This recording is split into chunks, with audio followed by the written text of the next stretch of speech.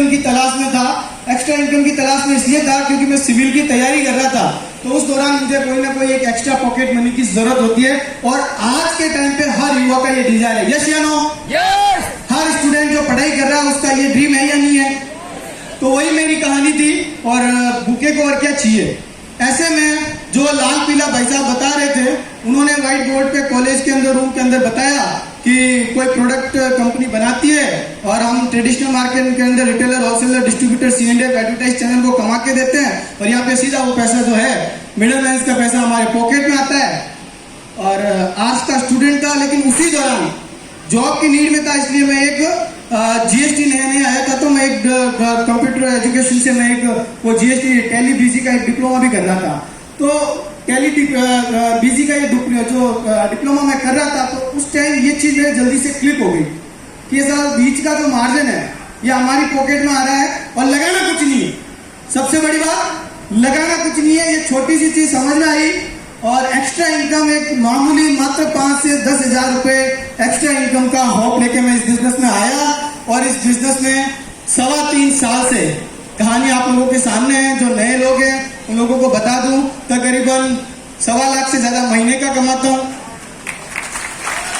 लोग कहते हैं लाडी से पहले गाड़ी लेके आ गया, बाहर खड़ी है 12 लाख की गाड़ी का मालिक हूं।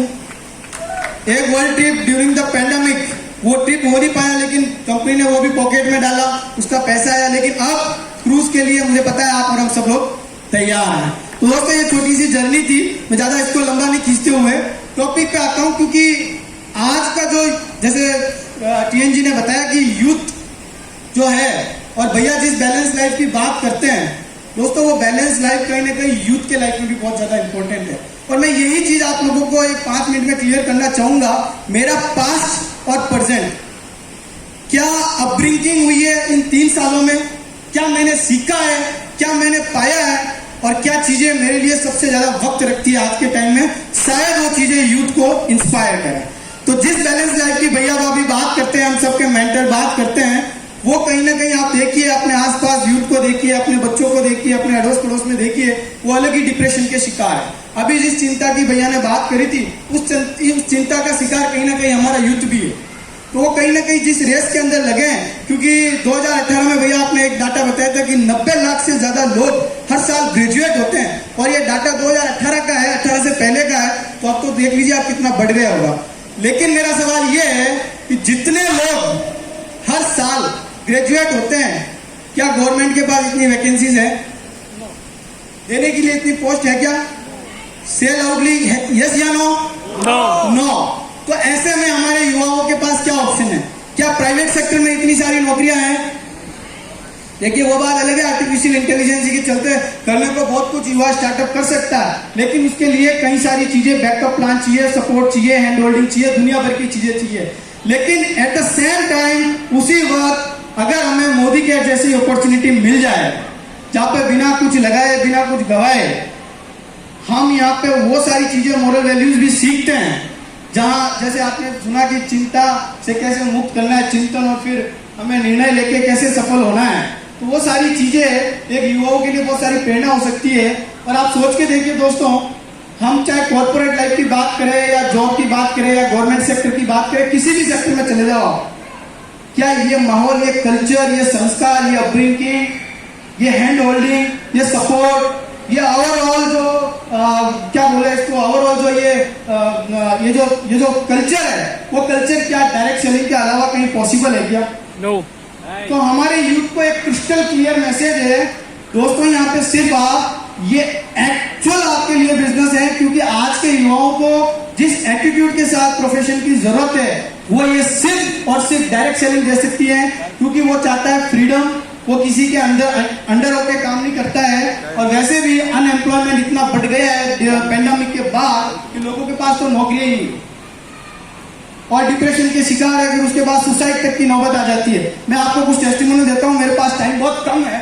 मैं चाहता हूं एक बार जो युवा लोग हैं मेरे साथ वो खड़े हो जाइए एक बार अनिल है, नौरत है। मैं आपको बताता हूं दोस्तों ये कैसे काम करते हैं युवा फील्ड के अंदर। मैं 5 मिनट में ये कवर करना चाहूंगा। नौरत है, रविंद्र, कुलदीप खड़ा हो जा, सोनू, मुकेश,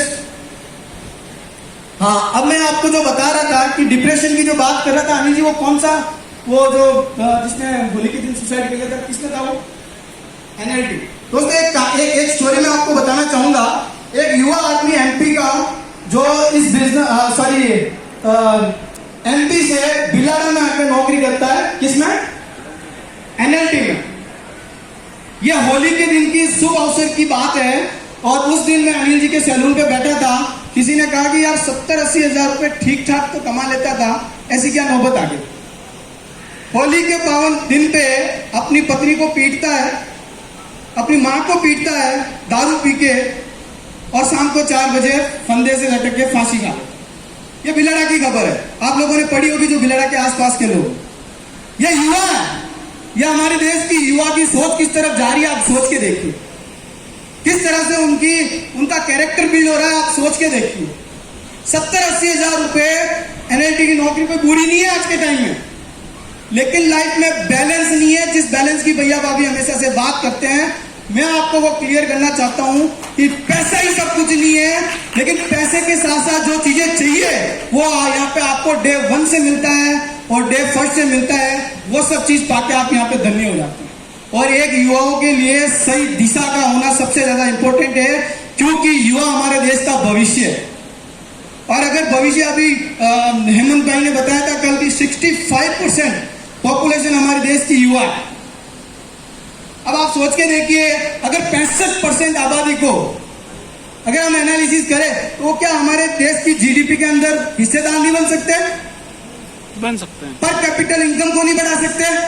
बड़ा क्या नहीं कर सकते? 65% पॉपुलेशन हमारे देश की, वो युवा वर्ग। और वही अगर डिप्रेशन और इन चीजों के शिकार हो जाएगी, नशे के वो आदी हो जाएंगे। मैं आपको दोस्तों एक सच्ची कहानी बता रहा हूं ईमानदारी से। मैं भैया 10th में जब था, हम 52 स्टूडेंट थे, 52 में से 11 लड़कियां थी, 41 लड़के थे। दोस्तों आप सबको जान के ताजुब होगा, 41 में से 2 ऐसे लड़के हैं। एक तो शंकर वैष्णव जो आपके सामने चीख रहा है, और दूसरा एक लोहार है जो मजदूरी करता है। बाकी भैया 39 के 39 स्मैक ही है। 39 मुझे यहां से ये बात बोलनी नहीं चाहिए, लेकिन मैं आप लोगों को कह रहा हूं कि हमारा युवा जा कहां रहा है। और ऐसे में दोस्तों आप और हम सबकी एक नैतिक जिम्मेदारी बन जाती है, एक भारतीय नागरिक होने के नाते एक वो जिम्मेदारी बन जाती है कि हमारे युवाओं को हम सही दिशा दे। और मैं यहां से आह्वान कर रहा हूं कि डायरेक्ट सेलिंग और मोदी केयर के अलावा इससे बढ़िया दिशा कोई हो नहीं सकती। अब मैं आपको बताता हूं 2 मिनट के अंदर की युवा जो हमारे साथ आ जाते हैं, ड्रीम देख के, उनका गोल देख के वो आ तो जाते हैं, लेकिन वो काम कैसे करते हैं, बिल्ड कैसे करते हैं चीजों को। मैं आपको 1-2 टेस्टिमोनियल से मिलवाना चाहूंगा। खड़े हो जाइए एक बार। कौन दे अभी जो मैंने बताया? हाँ, अभी देखिए नोट करके ये अपने बैकग्राउंड के बारे में बताएगा और आप जानेंगे कि कैसे काम करता है। नोट, आप क्या करते हो? पढ़ाई करता हूँ, कॉलेज स्टूडेंट हूँ, BA फर्स्ट सेकेंड ईयर चल रही है। और मैं इस बिजनेस में करीब 1.5 साल से हूँ। और मेरा क्लाइंट परसा पटेल, कानाराम जी कुमावत और शंकर भैया साथ। ये बताइए कि मैं दोस्तों एक दिन बता देता हूँ, ये हर महीने 100 टीवी क्लब में, कि हम जिस कल्चर पे काम कर रहे हैं 100 टीवी क्लब में है। और एक स्टूडेंट जहाँ पे पेरेंट्स का भी सपोर्ट नहीं है, वो कैसे चीजों को बिल्ड करता है, आप जो बताएं। मैं 100 क्लब में हूँ और मैंने लगभग 3 तारीख को ऑर्डर किया था 100 टीवी का। और बाद में मेरे पास इवेंट का टिकट पैसे नहीं था टिकट का, तो मैंने रिटेलिंग करके भैया को पैसे भेजे थे 2100 रुपए, और बाद में इवेंट का टिकट लिया। ये तो बात की कहानी है, ये तो बात की कहानी है कि 100 टीवी करके सामान लेके गया, लेकिन वो 100 टीवी के लिए आप तो 6000 रुपए लेके आए, वो बात कर। वो तो मजदूरी करते। क्या मजदूरी करी उसके लिए? और कम जो बाउंड्री निकलती है ना, भिंत निकलती है, वो कारीगर का काम होता है, वो करते हैं। और वो दिन में पढ़ाई करता हूँ और रात के टाइम को काम करके पैसा लाया था। तो कोई मोटिवेशनल कहानी नहीं है, ये वास्तविक चीजें हैं जो मैं आपको शेयर कर रहा हूँ। युवा कम से कम 25 लोग बैठे, मेरी टीम से मैंने यही स्टोरी क्यों उठाई। रात को आवर में मजदूरी करता है, पत्थर उठाता है, और उसके बाद 100 टीवी करने वाले के लिए एक कारण काफी है, नहीं करने वालों के लिए तो 1000 बहाने हैं। Thank you